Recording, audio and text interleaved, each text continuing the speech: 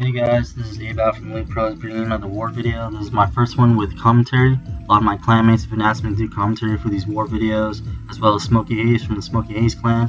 Shout out to Smokey Haze for all his likes, views, shares, subs. I really appreciate it, man. Getting into it, this is our third Chinese clan we faced in the last 2 weeks. And these Chinese clans aren't easy, man. A lot of them are farmed bases, farmed heroes, level 9 to 11 wolves, level 20 to 40 heroes. So it's an uphill battle, but here at Elite Pros, we like to step up to the plate. Here, Sheldor is showcasing a Goho Lava Loon attack, cold-blooded. That means one golem.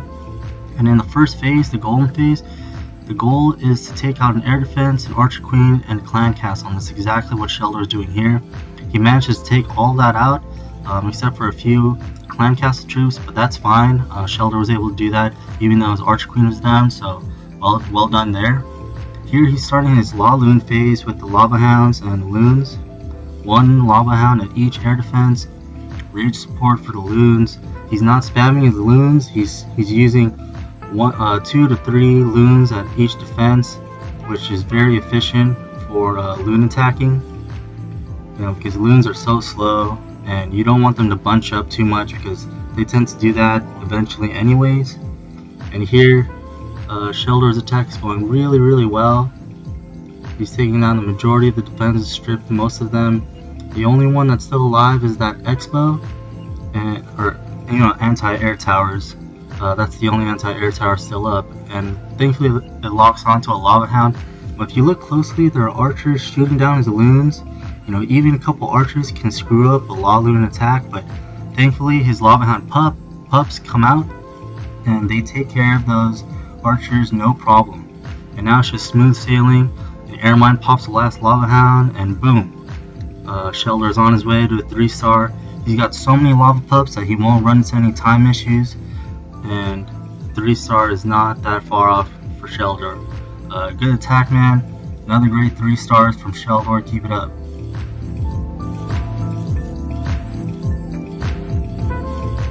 Moving on to our next attack.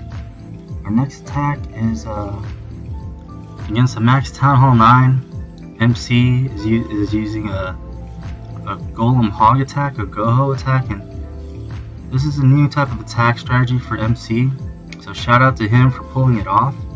He did a wonderful job here. Once again, there's 2 phases to this type of attack.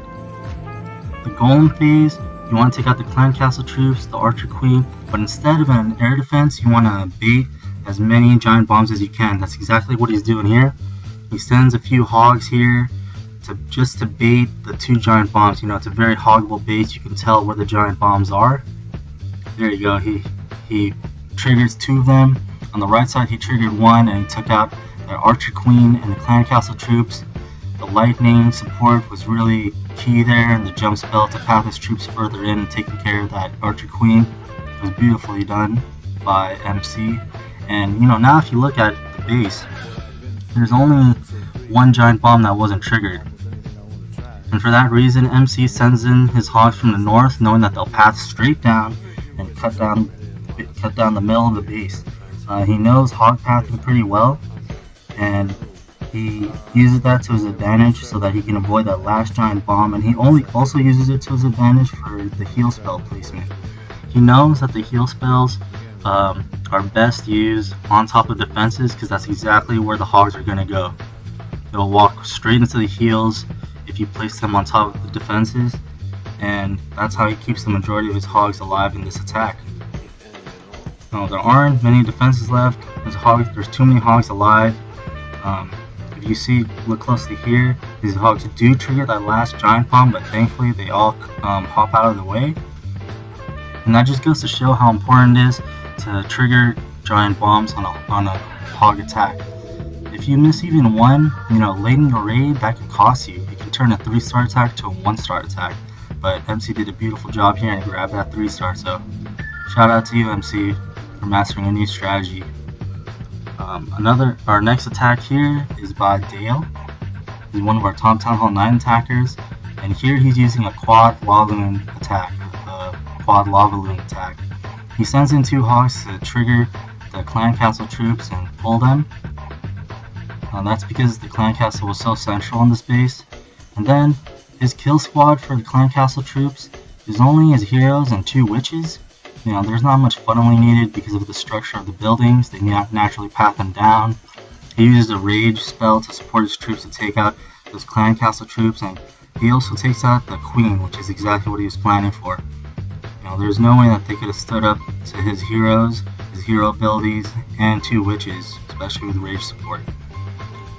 His second phase for his attack is his Quad Lava Loon, and he starts in the southeast area because he wants his lava hounds and loons to work through the base methodically from the southeast to the northwest. If you look at the air defense placement, it's a very good decision on entrance, and Dale really uses that the tanking principle, keeping his lava hounds in front of his loons, deploying his loons only after his lava hounds grab aggro, and with rage support his loons just tear everything up since the lava hounds stay in front and are taking all the aggro from the anti-air defenses.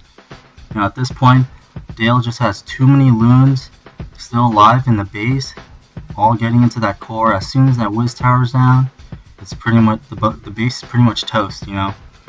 His last lava hound pops, and with all those pups still alive cleaning up trash buildings, there's no way Dale will have any time issues grabbing that 3-star, cleaning up all the buildings.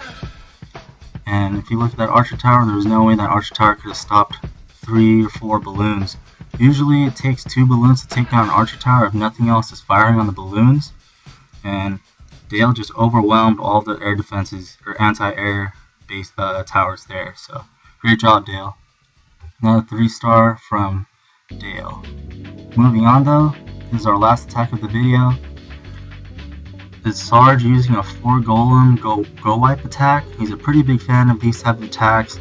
It's sort of his forte.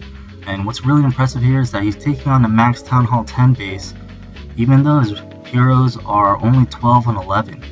That's pretty tough to do. You know, everything is maxed out in the space except for a few, like 4 cannons are still level 12. And look closely here, there's a prime free spell placement. Sarge gets the Tesla, Arc Expo, Inferno, Clan Castle troops. You know, his troops just tear it up with that free spell holding down all of that core. What's interesting that Sarge has been starting to do is that he's dropped the 5th golem in a Gowipe attack and brings along a P.E.K.K.A. If you look in the southwest corner, he has a P.E.K.K.A. going around on the outside with some whiz support to help him achieve that 50% for 2-star. You know, in the core he's got P.E.K.K.A. and the king still going strong.